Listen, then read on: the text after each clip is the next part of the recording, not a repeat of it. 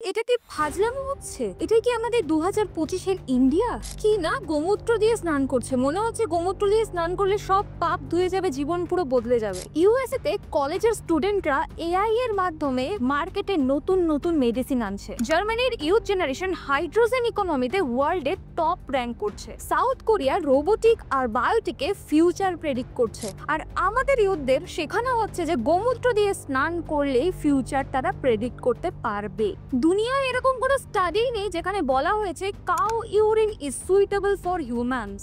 Indian veterinary research ইনস্টিটিউটের মতে গরুর মূত্রে রয়েছে প্রায় 14 ধরনের ব্যাকটেরিয়া, যেটা কিনা আমাদের স্কিন ইনফেকশন থেকে শুরু করে স্টমাক ইনফেকশন আর অ্যালার্জির চান্স আরো বাড়িয়ে দেয়। ইভেন আমাদের দেশের একজন নেতাও বলেছেন যে গোমূত্র পান করলে নাকি ইমিউনিটি বাড়ে, করোনা ঠিক হয়ে যায়। আদতে এসব কথার কিন্তু কোনো ভিত্তি নেই, সবকটি কথাই কিন্তু একেবারে যুক্তিহীন। তাই নিজের নলেজ আর নিজের ভাবনাকে আরো ওয়াইড করো, তাহলেই এই সমস্ত ফালতু লজিকের এগেইনস্টে লড়াই করতে পারবে।